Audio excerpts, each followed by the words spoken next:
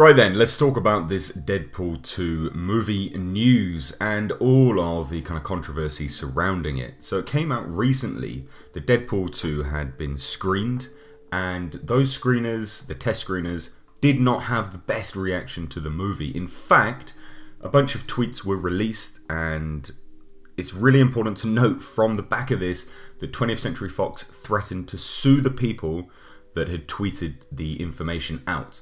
Even though those individuals actually had not signed any NDAs, they were not a part of the test screening whatsoever. They were just passing on information which they had been told, which is actually perfectly legal.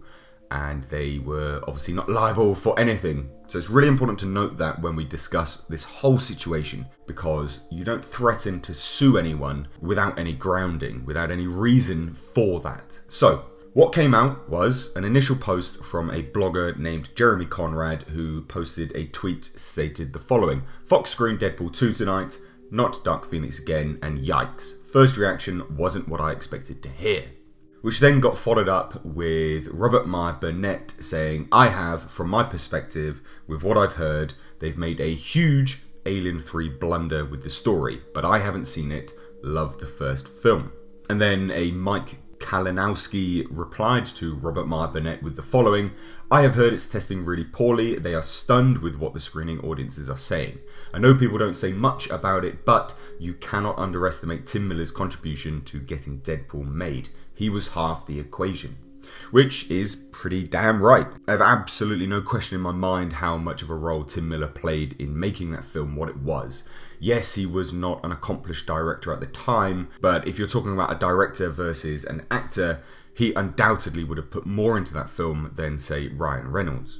And then, of course, all of the threats were made by 20th Century Fox saying, "Yep, we're going to sue you if you do not remove these tweets. These tweets are, breaking some kind of NDA, even though they weren't," etc, etc, etc. Off the back of that, we then get an update, which is from Stephen Weintraub from Collider's Frosty, whatever you want to call the guy. And to me, this just seems massively like damage control, especially when you've got to consider that Stephen Weintraub and Robert Meyer Burnett actually have worked together in the past. So again, take all of this with a massive grain of salt, but Stephen Weintraub tweeted out the following: "I have seen a completely untrue reports of Deadpool 2 testing poorly. From what I heard, the first two test screenings both scored over 90, with the second one scoring close to the top mark. I've also spoken to people that saw it, and everyone said it's excellent. Fans will love." First and foremost, why is Fox not telling you, Stephen Weintraub, that if you don't remove that tweet, we're going to sue you? Because, again, you're essentially breaking the NDA under the similar circumstances that everyone else was, even though no NDAs were signed. So, again, this reeks of massive damage control on 20th Century Fox's part. I assume, and again, I am reading between the lines here, that 20th Century Fox spoke to Stephen Weintraub, or Stephen Weintraub took it upon himself to tweet this out to curry favour with the studio. And again, I don't want to get into the whole kind of, tinfoil hat scenario here, but I do firmly believe that some movie reviewers are currying favour with certain people here and there. And this does look like that massively, especially when Stephen Weintraub and Robert Meyer Burnett have worked together. They are no stranger to one another, and yet Stephen Weintraub is contradicting everything that he has said. But it also, to me, just, you can smell the fact that this is damage control, because if someone is tweeting out negative things about a movie screening that they've heard, a test screening, and yet they haven't signed any NDA, and they were not part of the viewership of the film, they have no legal obligation to keep their mouth shut. You cannot threaten to sue anyone that does that, and yet 20th Century Fox did, which then had the tweets removed, but then off the back of that, someone else is doing the same, but it's positive, and yet they were not threatened to be sued. You can't have it one way or another. It has to be straight across the line for everything.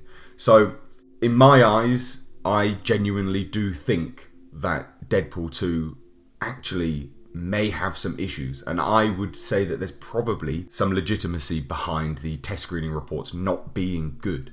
You got to remember, Deadpool was catching lightning in a bottle. I absolutely love the first film. Deadpool is an awesome movie.